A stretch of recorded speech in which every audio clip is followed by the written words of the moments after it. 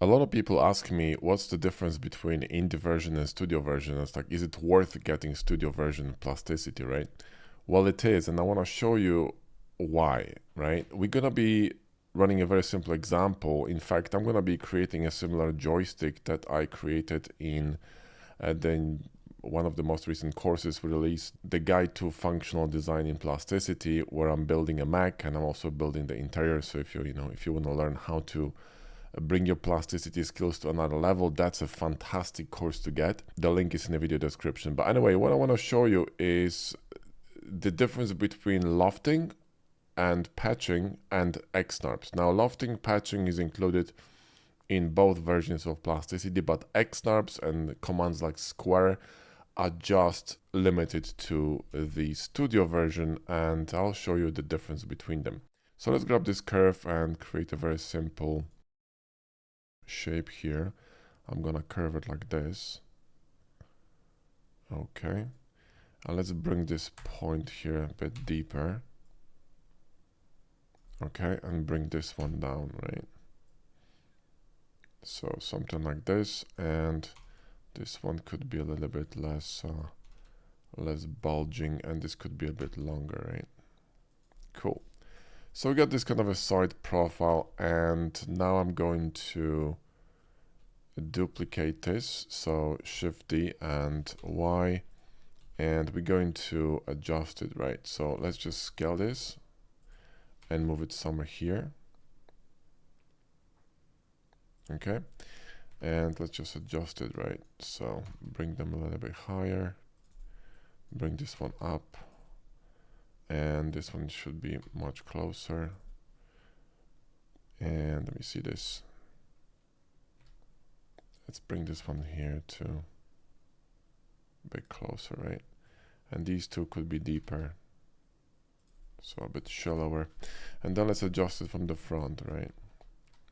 So let's grab this and bring it to the left, and we're gonna bring this one to the left as well. This is just basic surfacing, techniques, right? Just, we're building a network of curves that we're gonna be using for, driving a shape, right? Let's bring it in actually even more, something like this here, right?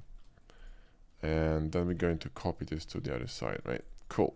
So with these curves done, I'm going to select them and Shift D and just duplicate them here to the side, and we're gonna use lofting on this one and XNURBS on this one. You'll see the difference.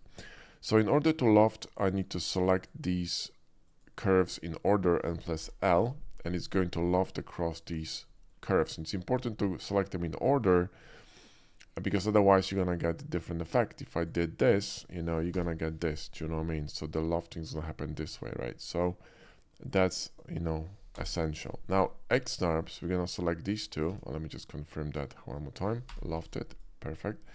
Now XNURBS, we're going to select two curves, press XNURBS, which is a shortcut in my case, and select the guide, and boom, right? Now check the difference between them.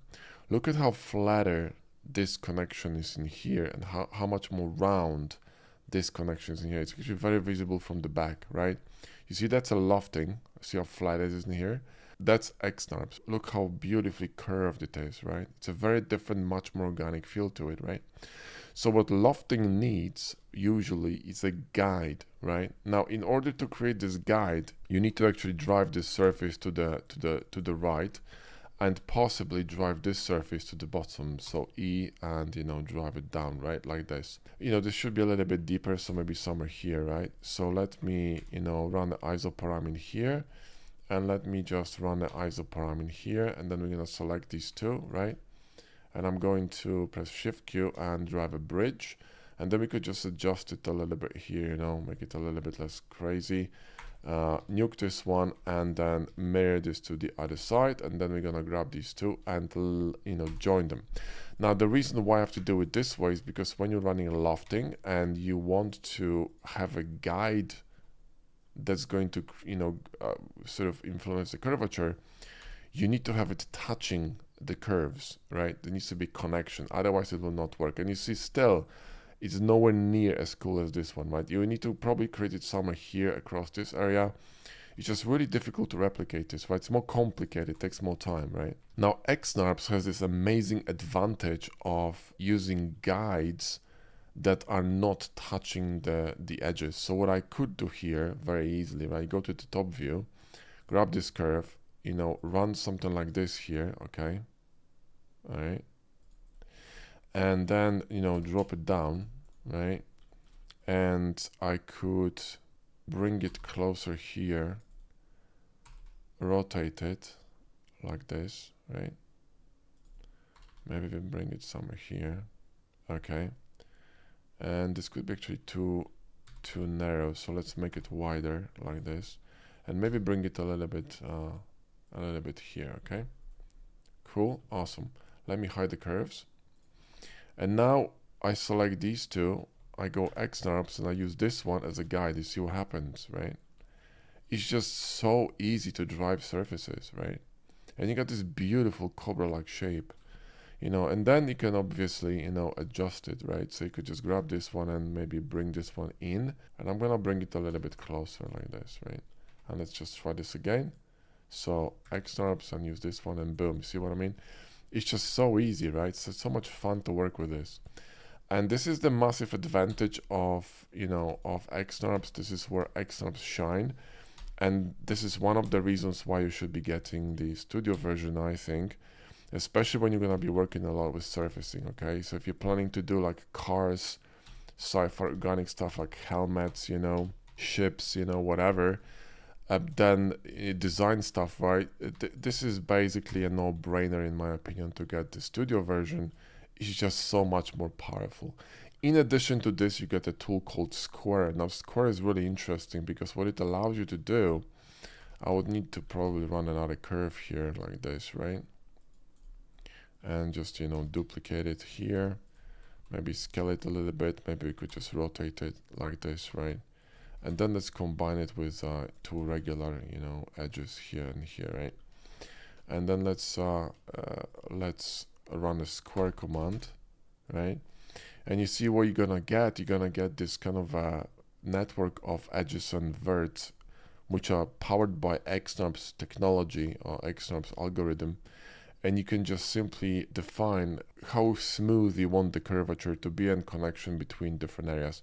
This is specifically for creating basically sheets that have 4 edges. It will determine the basic topology or density of the points and, you know, topology inside of this face in order to create really nice and smooth curves. And you can see the comps here, the curvature comps and the values. It's really easy to kind of create properly curved meshes for your design, right?